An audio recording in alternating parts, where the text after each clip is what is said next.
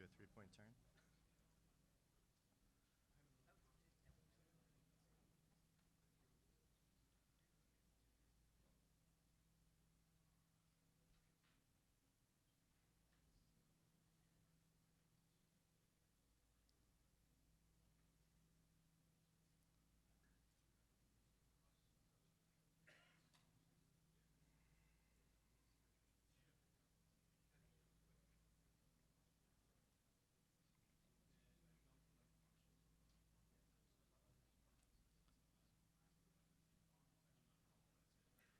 Okay, good morning, everyone.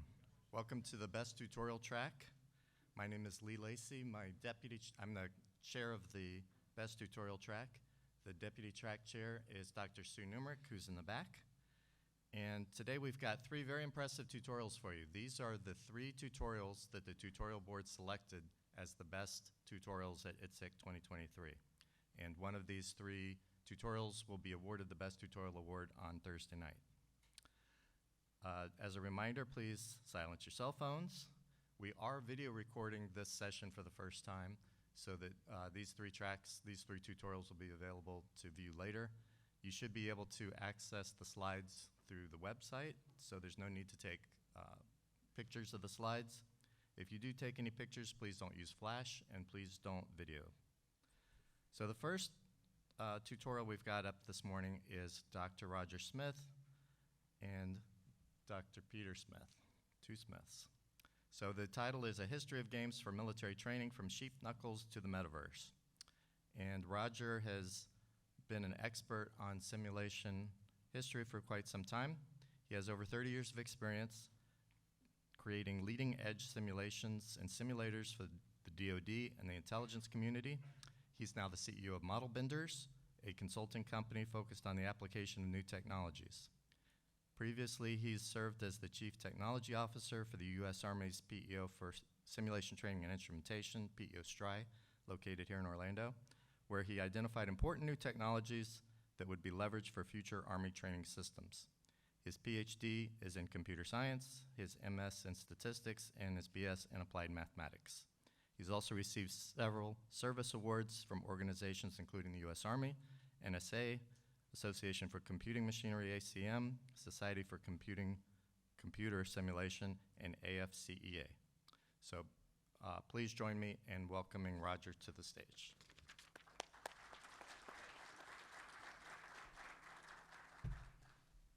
Sheep knuckles to the metaverse. That's a broad brush. All right, so Peter and I are doing this tutorial for the second time. The committees have helped us improve it this year. And we're going to start way back in the past and move to the present. The tutorial is broken up roughly in half. I'm going to do the first four sections, which deal with ancient history up until right around the year 2000, right around then, and one thing on the present. And then Peter's going to do the last four sections, which are primarily about where we're going in the future. All right, so I created this timeline to show you kind of the breadth of what I'm covering. I'm going to begin roughly around 3000 BC and work my way forward until we actually have PCs to do what we now usually call games. But there were games, and they were applied to military training long before there was such a thing as a computer. And I put some things on this timeline that I want to emphasize right now at the beginning, and that I'm going to talk about more during the presentation. In the history of games for military training, I think there are four tipping points that changed the practice or changed the industry. And you'll see more about them during the presentation. But the first one happened around 1664 with the invention of board war games that actually try to create an accurate representation of the battlefield and the units that are being modeled.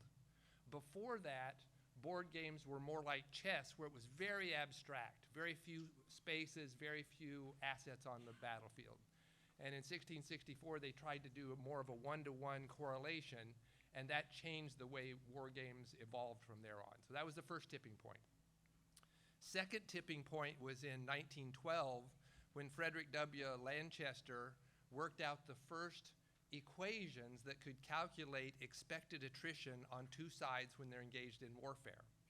Before that, we had rules of thumb, we had experts who had a feel for it, but we didn't have any equation where you could say, if these two forces stay engaged for 2 days, how many soldiers am I going to lose on both sides? And he used historical data to create equations that could estimate that. Predict, strong word, estimate. And then the third one was when we started putting, when games became PC games, when we started using games the way we talk about them today. And that was significant because of the level of engagement that you got. Because we could, instead of putting them on mainframes that were custom made for simulation, you could put them on desktops and deploy them to hundreds of soldiers, and the soldiers would take their brains and their time and plug in and really be engaged with it for much longer than they would before. So those, I think, are the 3 tipping points that changed the way games were used in military training.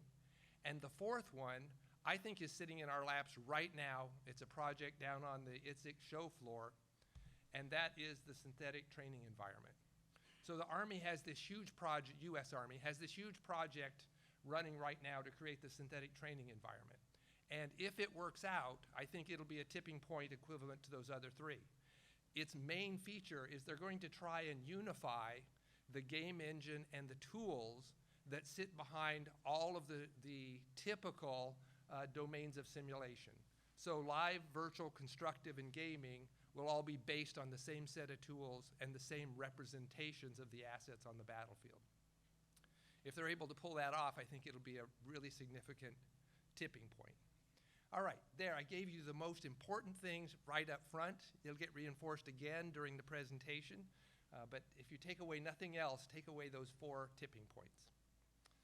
All right, you probably know we talk about game technology because literally every single industry in the country and probably in the world is using game tech now.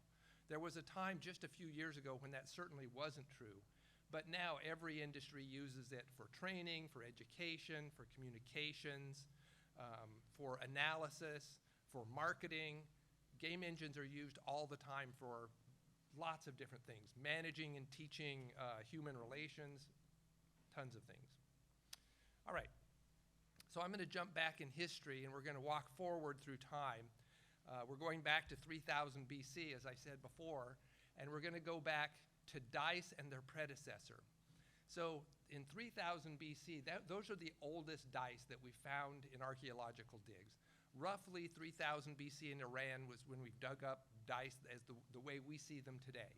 But before that, in fact, 40,000 years before that, people were using knuckle bones in the same way that you use dice. You throw them, but you're not counting so much as you are predicting the future. So a soothsayer would throw the knuckle bones and foretell whether next year's planting season was going to be plentiful or whether there was going to be a plague, or whether your pregnant wife was going to deliver a live baby or a dead baby, or whether your daughter was going to marry the son of the prince of the tribe or whatever. So very much a soothsaying tool. And then they evolved into tools of gambling, which they still have that aura today, and they became the 6-sided dice that we know today. Kind of as an aside, dominoes evolved out of dice also. They're essentially a 2-sided dice where you see both sides at the same time. And that took, you can see that took over 2,000 years to make that transition for a domino to emerge. So about the same time that dice were being invented, in Egypt, they were creating a game called Senet. And Senet had only a couple dozen spaces on the board, and they were not rolling dice, they were throwing knuckle bones to decide how to move their pieces around on that board. And it was still very much a mysticism game. You played the game, and the space that you landed on had unique meaning that portended either good fortune or bad fortune. So you played it to ask the gods to tell you what's going to happen. Am I going to win this war? Am I going to become the king? Whatever, things like that. So entertaining, fun, but also carries some dark magic inside of it in some way. 3000 BC again. They hadn't invented Go yet in 3000 BC. In China, they invented a game called Weihai. And Weihai is the Chinese words for encirclement. And Weehai then evolves into Go, and unfortunately, no descriptions of Weehai and no actual artifacts of Weehai have survived. Just references to it in the historical records where they talk about this game called Weehai, and knowing the name of it, they're like, this has got to be Go, several thousand years before Go emerged. And Go makes the playing board much, much larger than Senet. So they're both at the same time period. Senet, a couple dozen spaces. Go, a couple of hundred spaces or locations where you can play.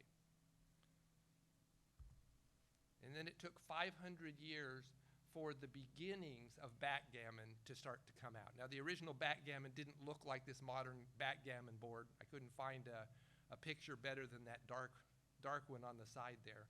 But backgammon emerged from Go and Senet, and it added to it in that it brought three different variables together.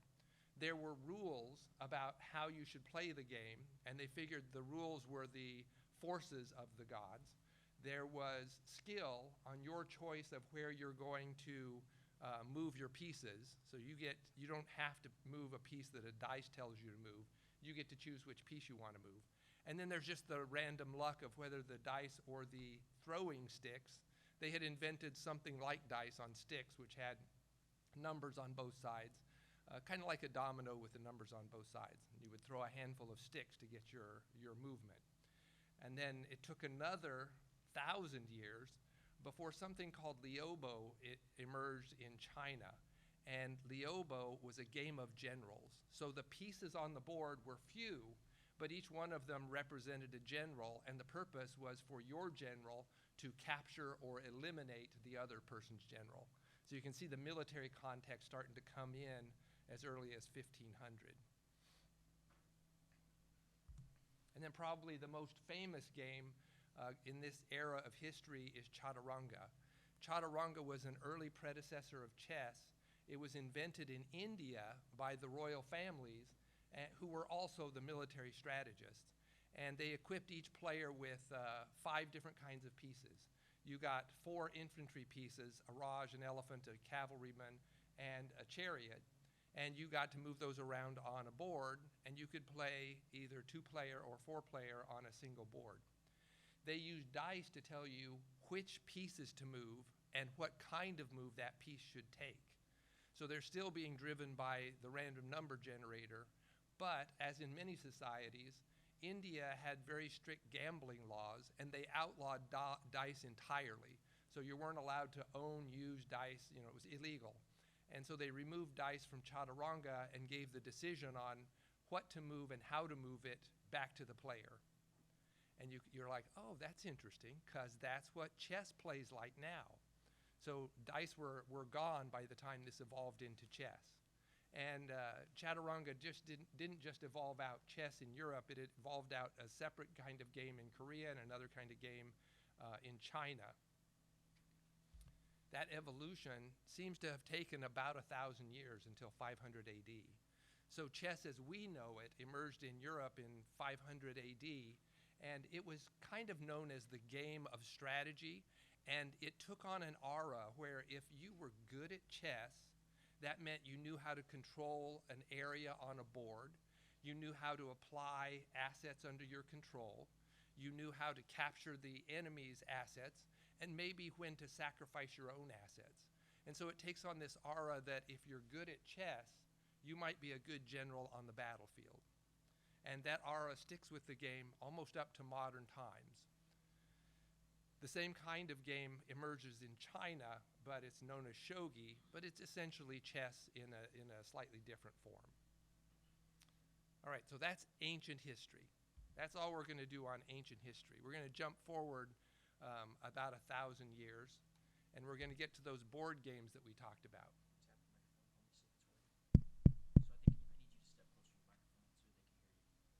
This is going to be better. I can't, on my ears, I can't hear if it's out there or not. I can't tell. Okay, microphone's not working. That's going to look good on the video. All right. All right, so the first tipping point that I talked about. Königspiel was one of the first games where they tried to mimic the physical battlefield on a board, and then tried to look out at the assets that are moving around on the battlefield, the infantry and the cavalry and the cannons and all of that, and create individual icons for them on the board. So you went from having 16 pieces on a chessboard to potentially having 100 or hundreds of assets on a Königspiel board. And that really made it much more directly applicable to military training and much less abstract like chess and chaturanga was.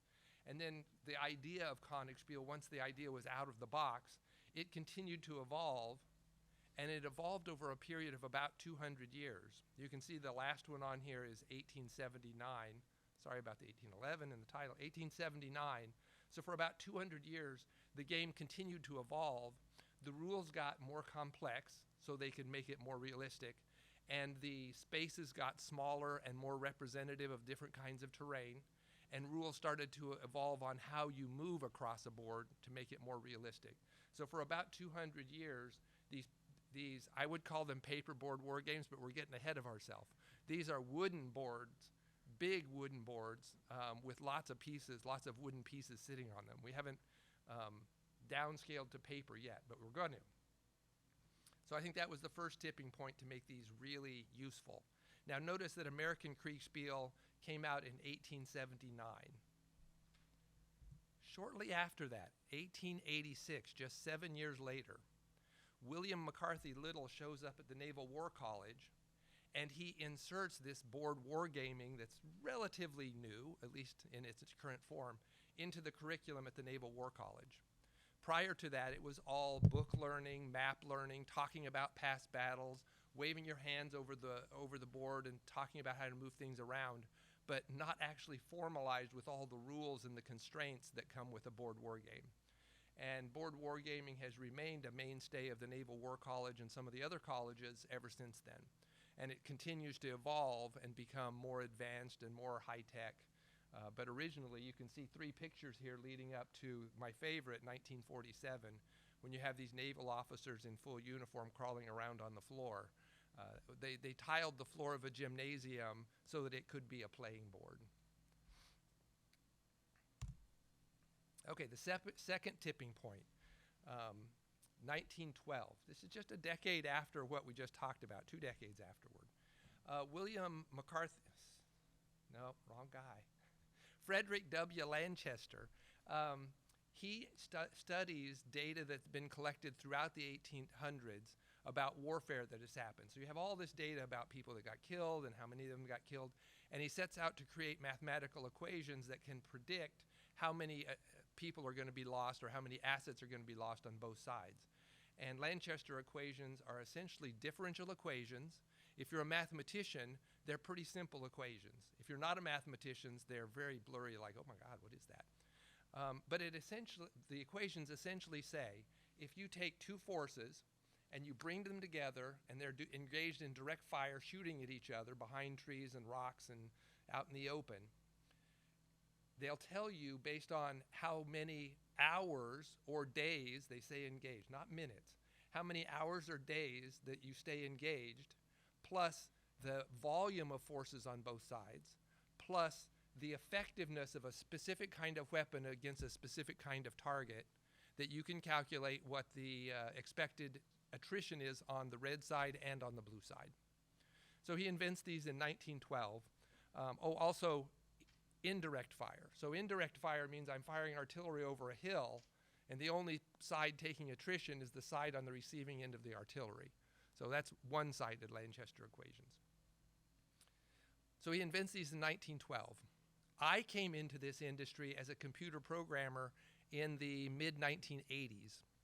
And in the mid-1980s, I found these same equations in the war games that we were using at places like the Warrior Prep Center in Germany and other places. So these equations were still there. They had accumulated more attachments, and they had more fancy frills on them, but the Lanchester equations were still there. And what we have today are kind of evolutions out of what he created 120 years ago. Our AV guy's here. I didn't touch that.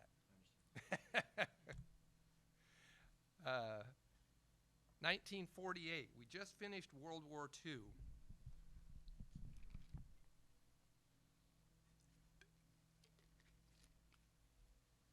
Who knows what's going to happen? We just finished World War II. We have the UNIVAC computer, and the Army Operations Research Office says, we got a computer, what's the best thing we can do with it? We can create a war game. We can take everything that we've been doing on a paper, wooden board, transfer all those rules into a computer and have the computer do all the calculations for us. And so they create the air defense simulation. And the air defense simulation is only that. You have air defense artillery and rockets that shoot down airplanes, and you're modeling, if I have bombers coming into my airspace, going to bomb my cities and my factories, how many of them can I shoot down? How far forward should I put my air defenses? How far apart or how close should they be based on how many I have? And that's all the air defense simulation did. Not interactive in any way. You set everything up, you hit go. At the end, it tells you how many bombers get through and how many don't. And then in 1953, the same office creates the Carmanet simulation and for the first time adds ground warfare to it. Also in 1953, they embrace a brand new concept that hadn't been around for very many years called Monte Carlo simulation. So Monte Carlo simulation was actually invented in 1949. It hadn't been used before that, except if you want to consider dice a random number generator. In a way, it's used there. But Stanislaw Ulam was a member of the Manhattan Project, inventing nuclear weapons, and he realized that you can't deterministically state that when two forces come together, the result is always going to be exactly the same. Sometimes the amount of attrition is higher or lower based on luck, based on terrain, based on weather, based on variables that might not be in your calculation. So if you look at a lot of them, you could work out what a statistical distribution might be and draw a random number against that and end up with a accurate representation, not of each individual one, but as all of them as a whole. And so Monte Carlo simulation and probability and statistics become tools in modeling and simulation after 1949. 1952, things have happened really fast. This is 3 years. 1952, Charles Roberts is sitting around waiting for his commission in the Army to come through. And he says to himself, you know, I'm just sitting here in my office and I got nothing to do. I'm going to recreate some of those really complex, really large board war games that I've heard about from the Naval War College. I'm going to recreate those for myself, and I'm going to practice so I'll be good once I get commissioned into the Army. So he's sitting around inventing all of this in paper form. He has sheets of paper and he has cardboard, and he cuts out the cardboard and tapes the sheets of paper together and make a big battlefield, draws the maps, draws the terrain he wants to represent, and then he starts inventing these tables and rules, and he essentially creates a generalizable system for doing board wargaming. And he looks at all of the pieces and he starts folding it up and he goes, you know what? If I fold all this up, I can put it inside a box that's the same size as the Monopoly games that I can buy down at the store, which are a hot item right now. I wonder if anybody would buy this. Would anybody but me be interested in owning a war game like this? So he starts selling Tactics, which is a ground warfare game. And it takes several years to catch on, but he discovers other military people who want to own and play such a game, and then just enthusiasts who are like, I love this concept. I like to play games. And so by 1958, he has a company called Avalon Hill. And instead of saying, you know, there's only one game, you know, not like Monopoly, there's one game. He stands back and says, you know what, maybe I can do another game that's air warfare and another game that's naval warfare. And maybe I can do a game that's just a specific piece of terrain in Germany, or maybe just a specific battle in Italy, or something that happened at the Battle of Midway. Maybe I can do, and so pretty soon he has dozens and hundreds of games to offer to the market. And he essentially creates that market himself. Now as he goes, he hires people to do a lot of the work. But it's his brainchild that creates that entire industry. So we have Avalon Hill. And Avalon Hill is now owned by Hasbro, still exists.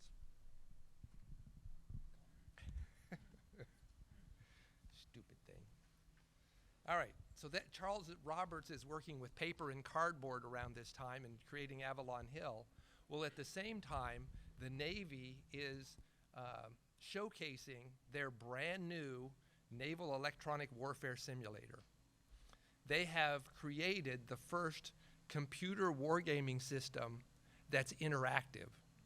So that the audience can input their orders so that the next time step, which might be every 10 minutes or every hour, depending on how it's programmed, but they can input their decisions and the war will evolve the way that they direct it to evolve. That was the first one where it was a computer game that was interactive. And it only took them 13 years to create it. That's about how long it takes us to create a war game now, isn't it? Or a simulation now, about the same. So that means they started in 1945 if they deployed it first time in 1958. So last year, I'm doing this presentation here at Itsec, and afterwards, Major Tom Moet, are you here in the room, Major Tom Moet? No, he was here last year. He didn't need to come this year. He came up to me, he's a British officer, and he said, so we have another kind of game that you totally missed in your presentation. He said, we have matrix war games. And matrix war games are a combination of the board war games you talked about and the human-driven, human decision-making war games. So there's a board and there's a bunch of rules, like you would imagine a board war game, but at specific points, we turn to the experts in the room or the students in the room, and we ask them their opinions. And each of them vote on which event they think should unfold or what the outcome of that event might have been.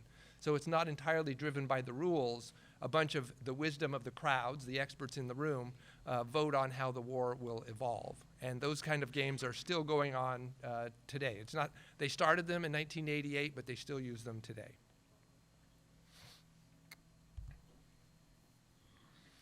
Oh, continuity. 1988, roughly 1990s. In the 1990s, we've invented SimNet, the tank simulator. Fantastic device, and you pay $1 million or something for this setup that represents one tank, and you shove 4 people in there, the tank crew, and you say, okay, you guys, we bought 4 of these, so the 4 of you are going to be a group, and you're going to go out on the battlefield, and you're going to fight a battle. And so these 4 tanks drive around on the battlefield, and they're, man, we're going to we're going to clean up, we're going to wipe somebody's butt here. And they get out there, and what's out there? Nothing. There's nobody to shoot at because we can't afford more of those tank simulators. But what we can afford is a new kind of war game that we haven't usually had before. We can afford a war game that presents a top-down map to one player with a dozen or maybe later several dozen objects on the map that are being clicked and dragged to their locations by a person, kind of like you would a paperboard war game. But inside the computer, the algorithms are calculating all of these little micro movements that cause the vehicles to drive around hills, to follow roads, to cross rivers on bridges, the things that they should do. So that those 4 guys sitting in a tank can see a dozen enemy tanks coming over the horizon, but you didn't have to buy a dozen of these full-up simulators. You were able to go, I got that whole force that you're shooting at is being controlled by one person, sitting at one computer. So on the front end, it looks like a war game, but on the back end, where the back end is the network, it looks like these virtual simulators, driving simulators. Well, that's a huge hit, of course. And we go through generation after generation of SAF until, at least in America, we now have one SAF. I'm sure there's other SAFs out there. Oh, I think my microphone's working. Do you think it's working? I just now heard myself. All right. Okay, so there were the military war games. Now we're going to slide into serious games. You're going to love the first serious game. At least by date, this is the first serious game I was able to find. The U.S. Army Bradley Trainer. Wonder where they got the idea for that. So we all played Battlezone when it first came out. Now you can probably get it on your phone. It's simple. You don't need a stand-up cabinet for it. But essentially, the Army looked at that and went, can you modify that, and some lucky company got the contract to convert Battlezone to a Bradley training simulator, 1980. Around that same time, Silicon Graphics, who was the NVIDIA of their day, they were trying to sell these graphic computers into the military, and they were badly in need of a demonstration of some kind. Well, Gary Tiroli had been to a Blue Angels show, and he was like, you know, I think I can create a flight simulator like you're flying a Blue Angel with these new computers that I have. And so he creates something like what you see on the screenshot there, where you have the airplane and a very terrible piece of terrain, but it matches against all the gauges that you see in front of you. And at first, there's one computer, there's one airplane. That's it, you fly around. The next year, he's able to use these fancy computer networks to tie 2 of them together. Oh my gosh, you have 2 of them, and you can fly around and look at each other. That's all, just look at each other. And then the following year, he realizes that we got to have some interaction. So he does some more programming, he and team programming, and you have engagement, so you can shoot at each other. And oh my gosh, you can get 10 people on a network at the same time. And how does he accomplish that?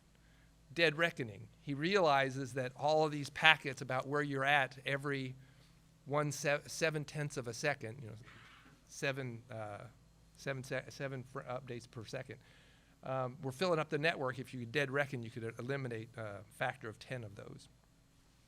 So we get flight simulators in 1970. We get flight simulators on a computer that sits next to a table. It wasn't a tabletop. But instead of having a custom-made flight simulator computer that sucks down tons of juice. All right, 1983. 1996. Here at Itsec, one year we all come to Itsec innocently expecting to see the same old thing, and we find these 2 Marine Corps officers, I think a captain and a lieutenant. They're at a booth down there, and they have a PC set up on a table, and they have taken the game Doom, which we all knew at the time, because at the time, we were all playing Doom on any computer we could find that would run it. And we were spending hours a day at work going, how much am I getting paid? I don't know, but I'm playing Doom. That's all I'm doing. You laugh because you did that. That's what you were doing too. So they had looked at it and said, I wonder if I could get in the back end of this, and if I could convert the Nazi uniforms into Iraqi uniforms. And I could change the dungeon into the desert of Iraq. And I could change the rifle that the soldier's holding into my soldier weapon. And then I'd kind of have a simulator, a training simulator. So they bring it to the show floor, and we all go by and we play it, and we're like, this is the coolest thing ever. But then we stepped back, even me, we stepped back and went, I just don't see this going anywhere. It's kind of a dead end. And they're like, no, this is going to be big. Why do they believe it's going to be big? Because they're young. The old people who haven't done it this way before are like, I don't see it. But the young people are like, are you blind? And of course, it starts to take off. Just 2 years later, Mock gets together with Interactive Magic. Mock has experience from building SimNet. Interactive Magic has a game engine. They put the 2 together, and they essentially recreate SimNet and put it in a box and sell it for $40 as Spearhead. And it's much, much better than Marine Doom. And that's just a 2-year move, just 2 years. The very next year, Half-Life comes out, and it's intentionally made so that you can go in and change the levels. You can put your own faces on buildings, and you can place buildings and roads and whatever you want that you design yourself. And you can customize the uniforms of the soldiers. And so suddenly you're like, wait, this really is like a military trainer. I can make this much more realistic than old Marine Doom. And only 3 years have passed since then. So the technology is moving really fast. But you know what's moving really slowly? All of our thinking about it. The people who have $1 million to spend on a simulator are like, I don't think I want to spend $1 million on a game. I probably won't get promoted if I do that. Or people will laugh at me, or I'll get criticized. I don't think so. Luckily, along comes Ben Sawyer, and he sees the technology and its potential as well, and he starts raising money to hold events like the Serious Games Summit and Games for Health and all kinds of events like that. And all of us start going to those events and listening to speakers talk about what could happen or what they're actually doing right now. And those events move our minds forward so that we can start to take advantage of the technology that's getting ahead of our minds. And where does that take us? It doesn't this is happening in parallel. At the same time, West Point and the Naval Postgraduate School have been busy building a game just to recruit high school kids to join the Army. They reasoned that high school kids don't watch TV so much anymore. They're spending hours playing these video games. So what if we gave them a video game that is like going to Army boot camp, and they get to go through all the phases of Army boot camp, and if they make it through, we let them fall into this deathmatch area, and they get to run around and shoot each other. And how much does this game cost them? Zero, because the Army and the Navy paid for all of it. So everybody's downloading it like crazy because it's the first free game that's really a high-end, really nice game. And at first, it's a recruiting tool. That's all. Just recruiting. That's the idea. Get the message out. And then it becomes this entertainment tool because everybody's in the death match and hundreds, well, thousands of people are playing deathmatch on it. And then briefly, it makes a move to say, why don't we become an Army program of record? Why don't we become a simulator that gets acquired and distributed to thousands of soldiers around the world? That's what they were hoping for. But at the same time, they had a competitor. And the competitor was at DARPA. It was a project called Dar Wars Ambush. And it was looking at how to create a game engine that could be a trainer, but also other technologies that could support it. So several different things. Well, Dar Wars wanted to be the game of record also, or the program of record as well. And so eventually, PEO Stry selected Ambush as the thing that they were going to put their money behind and deploy. And so Ambush became the tool that got deployed to bases around the world and that lots of soldiers, thousands of soldiers, got to train with. This is in 2003. We're going to evolve that in a couple slides. Also, roughly in parallel, some people said, you know, what if we could create that same gaming environment on an Xbox? At the time, a gaming PC would run you around $2,000. An Xbox would cost you $200. We could deploy this on hardware that's at 1/10.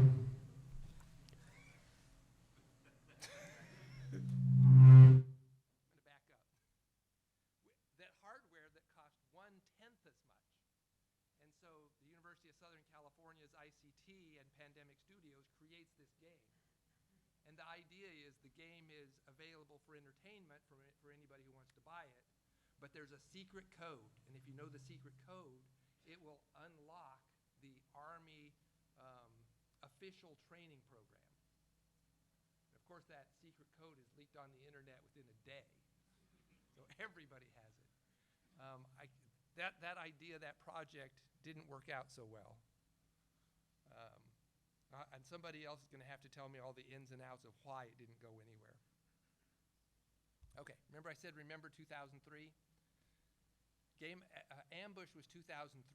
By 2009, Ambush is looking old in the tooth. It's looking very poor graphics, and we can do a lot more. So the Army holds a competition for a replacement for Ambush, and they called it Game After Ambush, because that's brilliant. And they selected VBS2 from Bohemia Interactive for that game engine. And they acquire, this slide says in 2009, they delivered 70 suites to 53 locations. Yeah, but then it just explodes from there. That's how many came out in 2009. But then after that, it went all over the place. Okay, so VBS2 arrives in our laps and is a big deal in 2009. And funny, here we are, what are we, 14 years later? And we're still using the term VBS, aren't we? So they really hit a home run in 2009 with this acquisition because they're still here. But DARPA wasn't done yet. DARPA was working on another problem. they had the real world project, and they had to build a bunch of tools that we already had in VBS2. That's true. But that wasn't the main idea. We were fighting in Iraq, and the idea was, could I use this as a rehearsal tool for a mission that I'm going to fight tomorrow? So I would like a specific street in Baghdad with the buildings that are realistic to what's really there. Can I build that level in a game before I do the mission? And the answer was yes, you can. You just have to plan your mission 2 months out. It takes us about 2 months to build that street and that level so that you can play it. Well, that's not going to work. So DARPA's objective with real world was to see if we could speed that up to days, preferably 1 day, but just a few days, so that you could get that level built really, really quickly. And I would say the answer in 2011 was no, you can't do it that fast. Now, can we do it now? Somebody's going to have to help me with that, I don't know. But at the time, it just couldn't be done that quickly. But they did find ways to speed it up. Which brings me to today. Synthetic training environment is the current big project based on VBS4. And their goal right now, step 1, is to replace the infantry immersive simulation, helicopters and ground vehicle simulations with something more affordable, and that's based on this new game engine. That's happening now.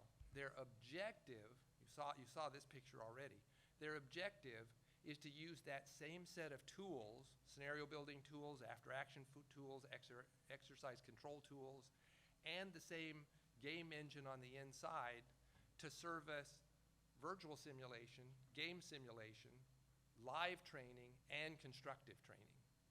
And you can see the times that when they expect to add each of those. I hope they're successful, because through my career, I've seen all the mechanizations that we go through to get all of those things to work together. And there's a lot of glue in between and translators between all of those. So if we could get this to happen, it could be another tipping point in the unification of the worlds that we have called live, virtual, and constructive in gaming. And my last slide. Down on the show floor, you'll find an exhibit space called the Serious Games Showcase and Challenge. Do you know it's been down there for 17 years?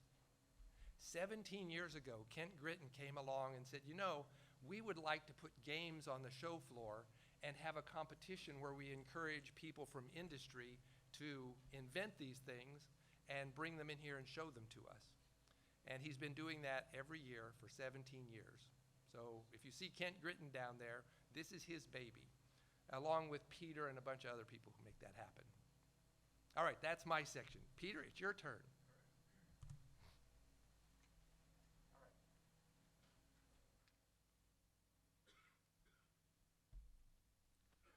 Roger, thank you for working out all the technical issues. I hope it works for me too, yeah.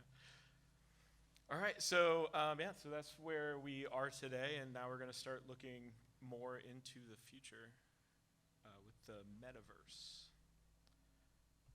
So I'm sure you've all heard of the Metaverse before, probably using it regularly. Sorry, I'm just sizing this up a little bit. Yeah, so honestly, like what you hear about the Metaverse is, it sounds too good to be true, right? The users are gonna go on there and be in this social space where they can play and compete with friends, socialize. They're gonna be in this like global living room with millions of other people. And it's gonna be built on top of blockchain technology and decentralized finance and all of the things that we just hear as these buzzwords that are going around. And honestly, the military is probably going to use it too, but more as a venue for training, right? It's possibly that we'll be in there executing our plans, maybe even like building plans in the Metaverse. It'll be where the training takes place. Could it be the place that a war takes place? Possibly. It's probably more of a cyber war, but there'll be less casualties in the Metaverse, hopefully. We'll knock on wood there. I knock on that again because of the mic situation. And but how are we going to get there? What is this thing? What is it actually, right? Facebook changed their name to Meta to kind of like herald in the creation of the metaverse. And we were like, yeah, this is obviously the people who invented my mom's favorite social network are probably the people who should bring in the future of virtual reality and the metaverse, right? Meta is Greek for beyond, and verse means everything.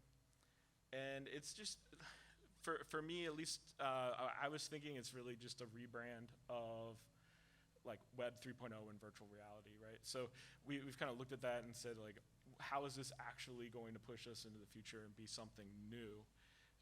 Especially those of us who have been around in the military space.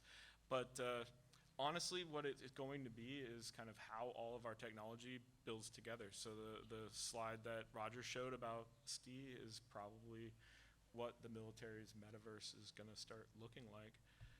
And this is the technology map for what the metaverse can be. Like, we need that infrastructure layer. We need virtualization engines. So that's probably things like Unity and Unreal, all the tools that we're using. If there's other engines like VBS or whatever number they're on now. And then there's going to be these interfaces for accessing that, and those user interfaces are currently being built. And then the experiences, which I think a lot of us are going to be building for our jobs moving forward.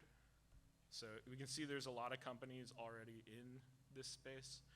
And really, like, any company you can think of that's in technology is probably building towards or building infrastructure for what is going to be the metaverse. So the underlying infrastructure, right, is going to be things like consumer level network infrastructure. Maybe Starlink is going to be part of that. NMCI could be part of it. Hoverfly tethered drones, something we haven't seen before. There's strong connections to how we're going to virtualize every object and build this kind of Internet of Things. I mentioned Unity and Unreal are going to be there. User interfaces are the things you see, like headphones and phones, computer, brain interfaces, anything that is like kind of interesting and different. Like, start paying attention to those things, because one of those is going to catch on and be the future. And of course, this includes games and video and encrypted transactions and all of that other infrastructure. This is a slide about what Unity thinks is the layers of the metaverse. So this graphic is provided by Unity. It's adapted from John Radoff's book, Building the Metaverse. And you can see that we've been building a lot of this technology for years. The infrastructure includes all the work that we've done in the past, like DARPANet. It might include DAS and HLA, other standards. The human interface is being developed. And you hear a lot about the decentralization. I kind of said it almost jokingly earlier, but I do think that blockchain and all that is going to be part of how we track our training records in the future.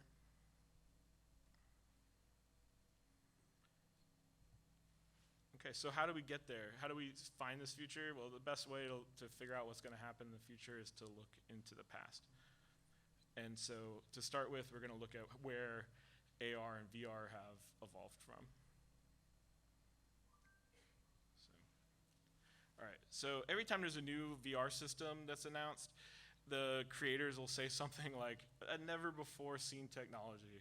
And yet we have this huge history of virtual worlds that start back as early as the 1960s with the Sensorama. Of course, this was like the hulking device that you had to like approach and put yourself inside of. But by 1979, we had our first VR headset, and in the 80s, we saw VPL making headsets and gloves.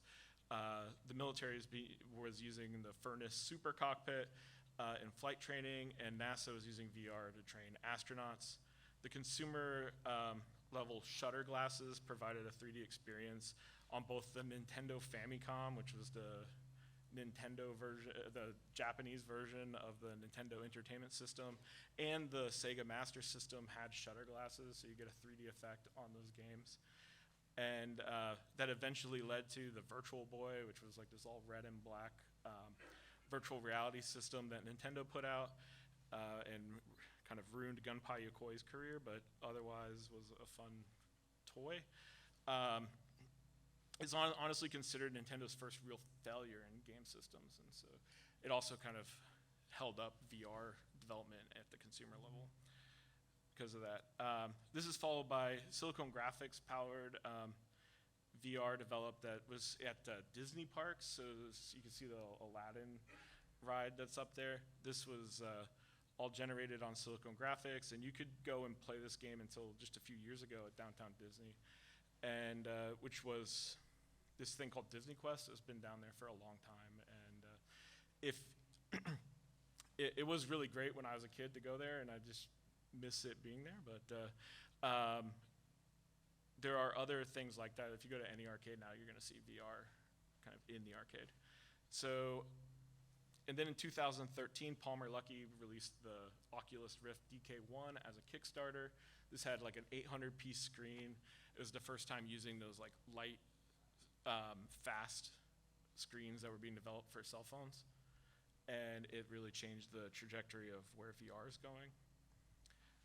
At the same time, we have to look at what was going on in graphics cards at that time, and so in graphics cards, we had this thing where like NVIDIA started getting built, and others. Silicon Graphics was the power behind all the movies like Jurassic Park and all of that. And then there was a company called 3D Effects, and they made a card called the Voodoo card. And everyone started kind of competing to build graphics cards for consoles. And Silicon Graphics, which both of us have mentioned in our parts of this presentation already, they started working on a Nintendo 64 graphics card. So they built this chip for Nintendo, and Silicon Graphics, for whatever reason, didn't realize that it was like the future of where the technology was going, and they let it spin out into a company called ArtX. And they sold ArtX to ATI for $400 million. Or I guess they spun it out, and then it got bought by ATI for $400 million. And they had the contract to make the graphics chip for the next Nintendo product, which was called the Wii, right? So they made the Wii graphics chips, and then the Wii U graphic chip, and they also evolved that technology and put it in the PC. So that's where like ATI's graphics cards became like a major push. And they did all this, by the way, in Orlando. This company was an Orlando-based company, and NVIDIA ended up in the Xbox.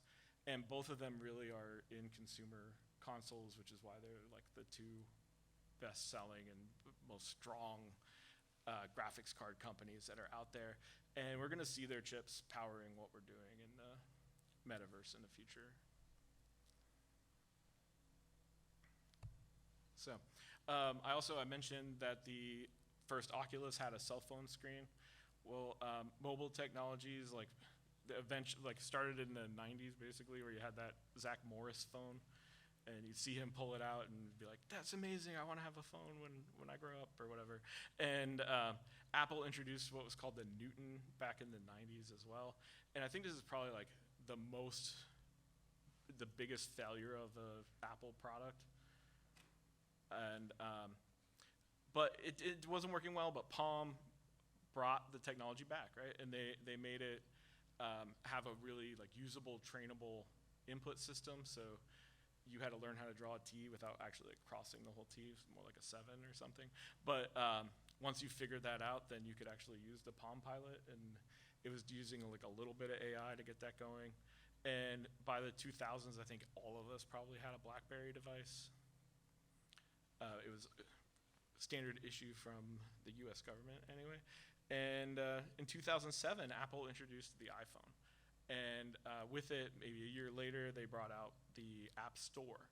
The iPhone had capacitive touch. You could actually like touch things, and it worked.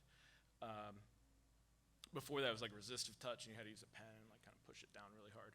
And but you could actually touch these things. Nintendo brought out, they had the Game Boy, but they brought the 3DS out to market. The 3DS was the first time where you had this kind of screen that gave you 3D without using glasses at all. And it had some AR built into it with these like QR code kind of cards that you could point your phone at or point the 3DS at, and it would actually give you some AR experiences. And now I think phones are coming with these flexible screens, and you're able to shape the actual shape of the screen. I think that's going to impact the way we build VR glasses in the future as well, because then you can actually like get some of the lens correction like by just bending the screen around the lens a bit. And also we might be able to get the screen to go around to the peripheral vision. Okay, the AR part that was in that Nintendo 3DS, it kind of built on technology that started in the 90s. So in 1994, there was a QR code, and it was literally everywhere by 2023, right? So this morning, I've seen like at least 2 QR codes to get through registration. It is literally everywhere. And it seems like a random image, but it'll link you to a website and can act as a marker for any AR applications. In 2004, Sony released this thing called the iToy. It was like a controller for the PlayStation console, and you could just kind of dance around in front of it, and it would add input into the PlayStation. They built this thing called the Eye of Judgment, which combined this trackable trading cards and a board game to make a really cool AR game. And then this all kind of built to where we were having like better AR gameplay experiences. In 2013, Google Glass, I think, left everyone speechless as people began wearing the camera as a screen on their glasses. You think this is going away, but Meta just released another pair of glasses that have video cameras in them, and you can talk to ChatGPT through them. And in 2020, Apple put LiDAR in their tablet, which kind of changed the way you're going to start interacting with these devices as well, because it can track your hands really well. And how else are we going to start interacting with these devices? Well, they've been telling us it's going to be motion controls. So how do we react with these screens? We find ourselves looking at these new controllers and thinking, I guess this is the future. My TV has that now. You can just kind of like point the controller at what you want to do and click on it. In the 80s, though, we had the Power Glove, and we thought, this is the future. And it tracked your motion based on just like IR and some other sensors that were in the glove, like little bendable resistors. And but this space is growing. I think the haptics gloves are really impressive, and they'll probably be on the floor. You should check that out. And I mentioned the iToy earlier, and I was honestly very excited when that came out, but it was quickly replaced with the Kinect. And then I was very excited about the Kinect too. I was like, everyone's gonna move around in front of these cameras. I was gonna get skinny. I was like, I'm gonna exercise every day. And then just as quickly as that happened, it went away, right? And no one made any more content for it. And in 2012, Sony and the Wii both had these like motion controller devices. The Wii's one had a camera inside it that you would point at IR lights, and the Sony one had like kind of lights that you would move around in front of the camera. And we ended up with this thing called a Leap Motion that came out after that, and it was just like a little gray box that you can move your hands over on top of. And we were like, this is really cool, but what if we stuck it on the front of VR goggles? And then everyone started doing that too. We started getting hand tracking in our VR. And I think most VR devices now have some form of like trackable hand controllers, some sort of hand tracking capability is growing. And we have companies that are developing full body tracking and omnidirectional treadmills, and they'll probably give you a much better interaction level, but where are you going to put that device? in your home or even in your training facility. You need a lot of space for those types of things. In 2019, Oculus actually introduced the hand tracking, and so you could just use your hands. In 2020, Apple had that LiDAR I mentioned earlier, and that's definitely making its way into VR glasses, especially with the new Apple one coming out. And there's still a reason to use controllers, though. They can simulate other objects in VR, so you can put controllers on to your object and kind of track it in space. And the Quest Pro controllers actually have their own cameras or tracking capabilities, so you can put them behind your back. You don't have to like keep them in front of the device. Okay. This slide here represents what you're basically able to buy in VR today. I know there's like higher end things, but this is what's available to consumers. Most of the higher end things, like in the Star VR or the Pimax Vision, their main thing is to have like much higher resolutions, and maybe the Quest 3 now has pass-through AR, which is pretty great.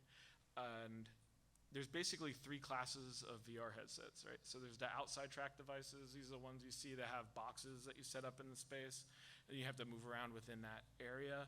And then they usually have to be connected to a PC.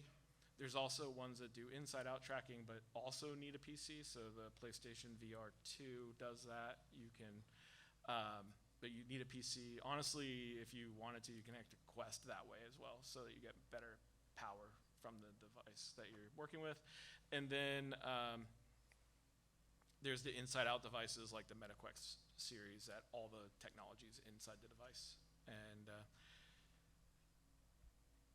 very helpful. In AR devices, we have the HoloLens and the Magic Leap. They're standalone devices that can run AR. And I think these class of AR, kind of interesting. For me, they seem like a large screen floating around in space. I like what the Quest is doing a little bit better, where it blocks out all the peripheral vision. And so although you probably aren't really getting that large of a field of view, it feels like you are because you don't see the peripheral leaving.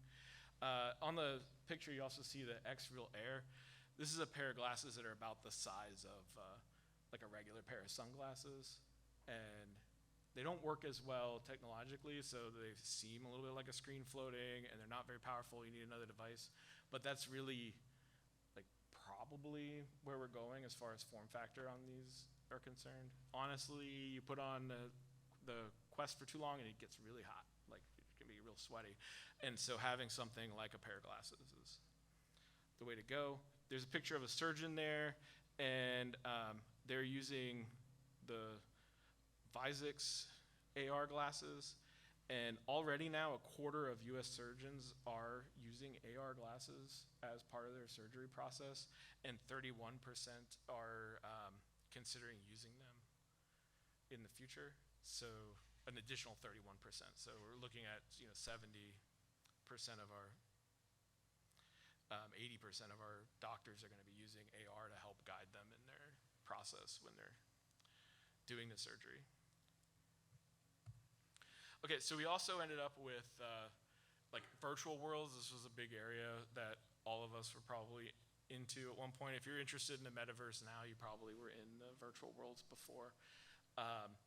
There.com and Olive was a major one that was in both same technology, but kind of the military and the consumer version. Second Life and OpenSim were a similar relationship, but you got to look at like what your kids are doing now, or what the kids are doing now. When I was a kid, people were hanging out in Club Penguin, and just as like a flash game that you could chat with each other. And the kids today are in Roblox and Minecraft, and they're really like building huge worlds together and interacting, and it's just like a major feeling for them. The fact that they're figuring out how to use these things is a testament to the idea of that's where we're going to be going, right? If they love Roblox, if your kids just like, you got to buy me Robux, which is the money they use in that, then look at what they're doing. So I went to the Minecraft Minecon that was here in Orlando, and I went there and I realized quickly I was like the only adult without a kid there. Which was embarrassing. I don't know why I told you that part, but it was very embarrassing. But they announced Hunger Games mods, and like the kids lost their minds. Like one kid fell out of a chair and screamed on the floor, right? And I was just like, what is that? And it turns out that it was the like battle royale gameplay was like invented there, and then later PUBG and Fortnite and all those groups like knocked that off. So if you want to see what the future of this technology and gaming is, watch what your kids are doing now. See what they're making happen outside of the actual like game too, because the way they're playing it is what they really want, and not necessarily what we as developers are able to make for them. Of course, some of our developers are trying to get in this space as well, and the big thing you end up seeing is all this like NFT kind of building on the. So we're gonna make a game or a virtual world, and we're gonna add NFT to it, and we're gonna control the monetization of that, right? So monetization for us probably isn't that big a deal. That Bradley trainer that Roger mentioned earlier, the idea was that people were going to put quarters into it and pay for their training over time. That didn't catch on, right? It didn't happen. I don't think anyone's going to pay for their training in the same way of like buying like the coolest equipment for themselves. So why am I bringing it up at all then? Well, because it is how they're tracking people. They know if you bought a thing, they know what you're doing in the game, they know how many hours you're spending in it, they know everything about you, and probably everything you have on your phone if you're playing these games, right? And we want to be able to do that when we're tracking people in training, right? We want to know everything they're doing and if they're learning the right thing or if they're gaming the game, right? That's always the thing people are afraid of, is that they're just going to figure out a way to game this game. Well, with this kind of technology, we can start really getting the metrics to know if people are doing the things we want them to do, or if they're just going and figuring out the most optimized way to get through the training. Okay, so artificial intelligence. I think when I left Itsec last year, I was thinking about this, and I was just like, how are we going to build the content that needs to be built for the metaverse? Because we're all going to be like, that's amazing, let's build that thing, and then we won't have content for it. And as soon as I got home, my Facebook and my LinkedIn and all that, like everyone was just posting about AI and how amazing. I was like, what is this, right? I know like maybe it should have been on my radar before that, but it really starts like when you see like everyone talking about a thing, you start going like, wait, I got to check that out. And it's going to help us fill in these gaps. So large language models like ChatGPT, or the GPT-4 model, which is powering ChatGPT, really just like exploded on the scene, right? Like the amount of money that Microsoft put in behind OpenAI has like skyrocketed that. And then I know they're having a little bit of issue in the last week or so. I'm not going to talk about that here, but this thing, it can help you write code. If you have a bug in your code and you're just like, what does this mean? Like, it'll tell you and just kind of help you get through it, right? It won't make your game for you today. If you're just like, make me a gauntlet clone, it'll give you garbage. But if you're like, I want to make a camera controller that works like this, and it'll start telling you like a little bit, and you can kind of walk through. If you know what to actually do, and you ask ChatGPT how to do it, it will tell you like step by step how to modify what you're doing. But you have to do it in like little tiny chunks. And you still need to do the work. You have to be able to put it into the engine and all of that. But it can help, and it does help from time to time if you're running into a bug. And there's a lot of really good things that are coming out of it. Of course, there's also some issues. There's this version of Seinfeld. I don't know if any of you heard about this, but they had Seinfeld was this show about nothing that had Jerry Seinfeld as the main character in it. And somebody was like, well, I can make a AI show about nothing that would go on forever. And so they loaded all the text from all the Seinfeld episodes into their GPT model. And they said, okay, you're going to act like Elaine, and you're going to act like Jerry, and those are characters in the show. And they started pretending to be those characters and talking to each other, and the audience could give them like things to do or say, like little prompts in the chat.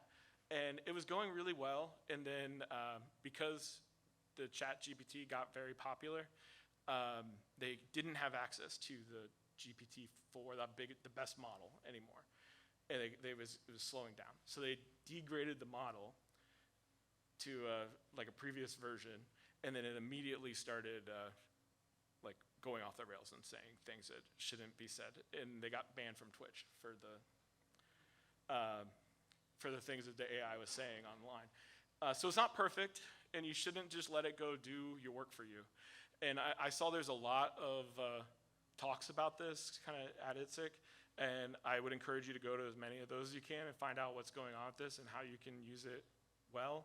I don't want to get too bogged down in the ethics of it today, but you should consider it as you're doing it. Also, can you take credit for the work that's coming out of it? I do think that you'll be able to put your own art into a model and then generate more art that's based on your own stuff, which is going to be really great in the future. I'm really interested in the art capabilities, mostly because I have a programming background, and so when I need art, I really need help from an artist. And so it does a very good job with text to image, text to video, and it's getting better at text to 3D. To show you a few examples of these things. This is a text to image generation thing. So if you use a tool like Midjourney or OpenAI's DALL-E 2, Stable Diffusion, you can generate things like concept art and sprite sheets and things like that, right? So if you were just going in there and saying, hey, I really want to see what this would look like, and you can get that generated. It won't be great. It won't be perfect. A lot of times, it does a really, really bad job with representation of people with disabilities. So if you're needing that type of work too, like it'll probably mess it up. But it's getting better, and it's only as good as the input that it has. And you can use, oh, by the way, you can use it to improve your QR codes. Right? So if you were like, QR codes look terrible, you can make it look like that. If you want to scan that QR code, it'll take you to the website where you can generate QR codes that look like that. And so it can generate this kind of concept art for you. Then you can take it to an actual artist and be like, I need a lot more like this. Give me a couple more examples. And then you should, pay that person, and like just it might help you generate those ideas so that you can actually explain what you wanted a little bit better. There's text to 3D as well.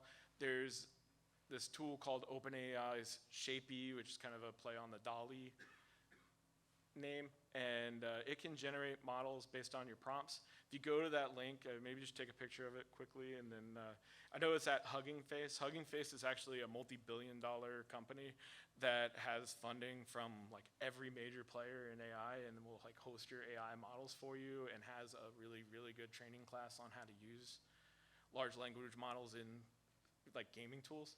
So I would recommend checking that out. There's Ready Player Me that can generate characters for you based on images. You just upload a picture of yourself, and it'll generate a 3D avatar for you, and you can, for free, integrate it into any game you want today. And Blockade Labs can generate full environments from a picture that you drew. So you just you draw a little sketch, and you load it in there, and it goes, did you want it to look like this? And you're like, yeah, it's absolutely what I want it to look like, right? But my picture looks like crown drawing or something like that. For Shapey, I did tell it to draw a tank, and it drew that little tank there.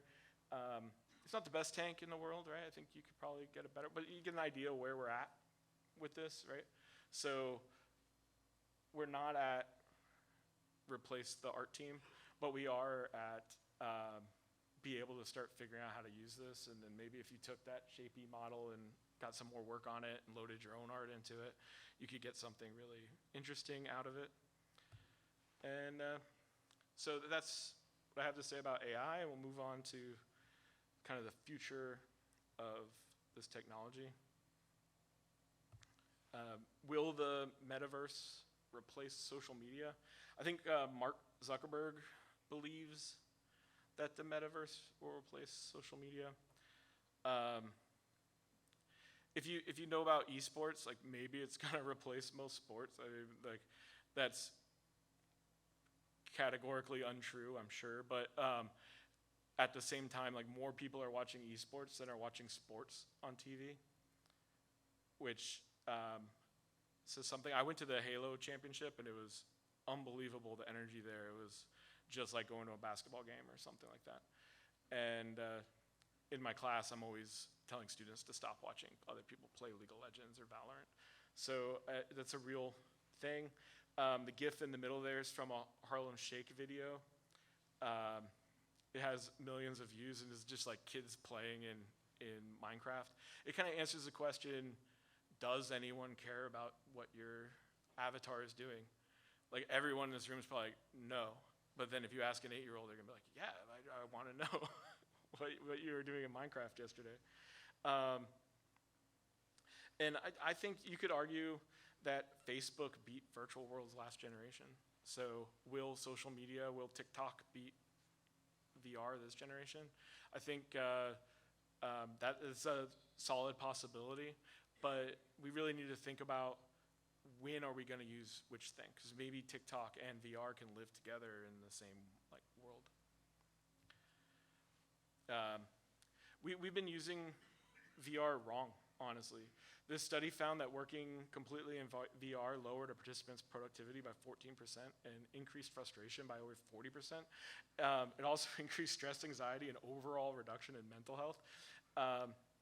This seems bad.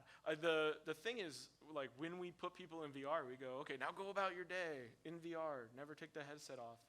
And if you did any conferences in virtual worlds before, you know that we simulate the worst possible parts of that. Is like, where's room 300? And you spend like an hour trying to figure out where it is in VR, as opposed to just getting like a better view of the slides. And you sit in a room. So in those cases, I feel like Zoom outdoes Second Life as far as like a virtual conference platform. And it's just how it is, right? So when should we use VR? And I think that's the thing we're gonna have to start figuring out is when is the right time to use these tools? When's the right time to have AR? When's the right time to have VR? When's the right time to use your phone? And we'll figure that out. I think we're definitely getting this pass-through AR capability in the consumer-level VR headsets. This is a picture from Tripwire Interactive's game Aspire 2, and on the one side you can see all virtual images, so that's like what the game looks like if you're just wearing the headset, and then on the other side is with pass-through VR, and you can see the characters just like appear in like a alleyway, or they appear in your home and you're able to play the game against them like as if you're playing a regular game, but it just builds around the area that you're in. And so that's where we're gonna start going from just this like, can we make immersive content that floats out in front of our faces to fully immersive content that changes the walls and spaces in which we're interacting in. We also have the technology that's gonna be improving more and more and more. And as the resolutions get higher, we're gonna be able to see things. It won't look like we're looking through our backyard screen when we're using a VR. The headsets are gonna get smaller. We're gonna be able to like actually wear them for a long period of time without feeling like we're like gonna burn our faces. And it'll be a lot more comfortable. This is a picture that Meta put out in 2021 of like being able to see your eyes through the VR. And I mean, it does look silly and everyone kind of made fun of it, but then that was the major feature of the Apple headset that's coming out, right? So, and we really can't do this presentation without at least mentioning that Apple is doing this. And I think that there's not that many things in the Apple headset that are new and you haven't seen in anybody else's headset, right? Like they have this thing where if you look at your laptop, you can build virtual screens around the laptop. Well, those little glasses that I showed you earlier that were like the X-Real, that's their main features. They can build virtual screens for you. And they have that glasses on the outside part. I don't know if people really want that. Is it just going to add weight? Is it going to add heat? Is it going to add more interaction with the real world and make your life better? I don't know, but I think it's something we got to start looking at. I know that what Apple seems to do really well is figure out how to use something in a way that would make it useful, right? Like where it would interact in your life or integrate into your life in a way where you would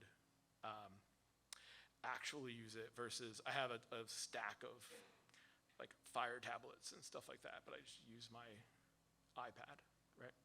So my recommendation would be to go to their website now where you can download the simulator and get all of their like how to develop VR, AR applications and start looking at that content and see like how it relates to what you're already doing and see if you can learn some things from their engineers.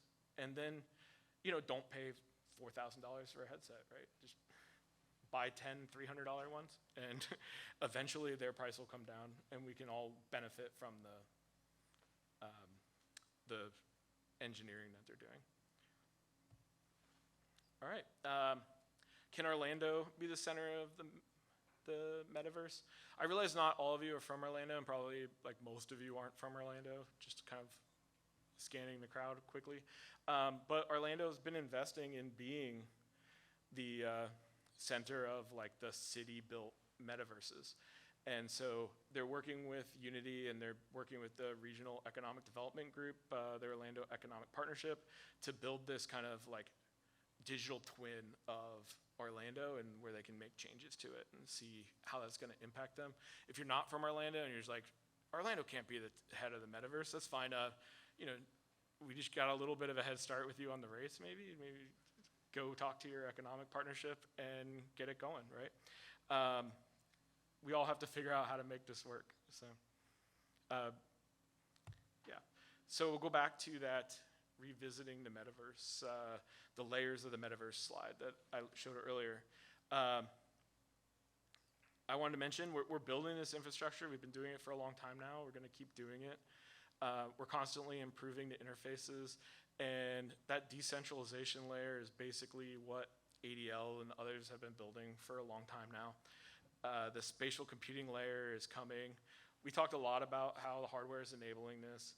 The creator economy part, maybe that's being supported by better tools and AI. Finding the right content isn't usually the biggest issue with training, but it's important when you're looking for the right tools and when we use commercial resources like YouTube for training and things like that. How do we decide that we like what we're getting?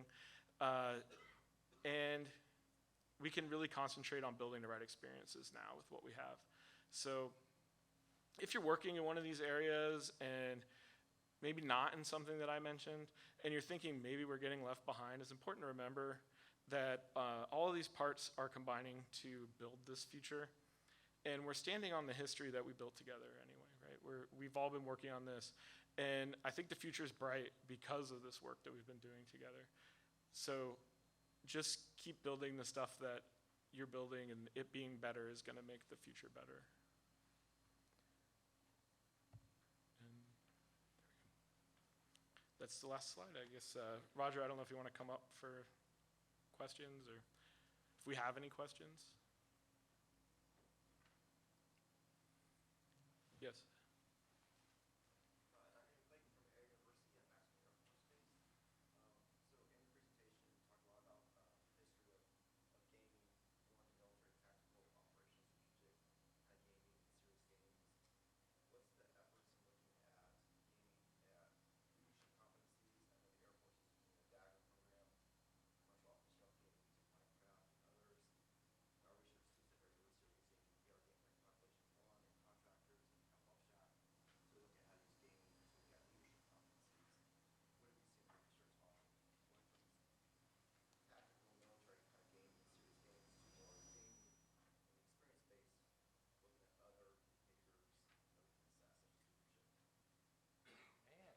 That's a good question. So you listed half a dozen games that I don't know about. So Why don't you come and teach us about those? Because you're right, all of the examples I used and when I built the history was all based on tactical and strategic stuff.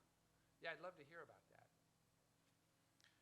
But yeah, so we do get a lot of games on that kind of topic that aren't necessarily military focused at the Serious Game Showcase and Challenge. And I know I'll be down there most of the week, so if you want to come down and check those out, we can talk about it more. I do think that, you know, just like how Roger mentioned, Marine Doom turned out to be something we could use. It was Doom. The people making Doom weren't like, how could we train Marines, right? So if you can find a game that does something that will like help your training community, I would recommend definitely diving into it. And you know, you just have to figure out how it's different and kind of put those training wheels on, right, for the people using it.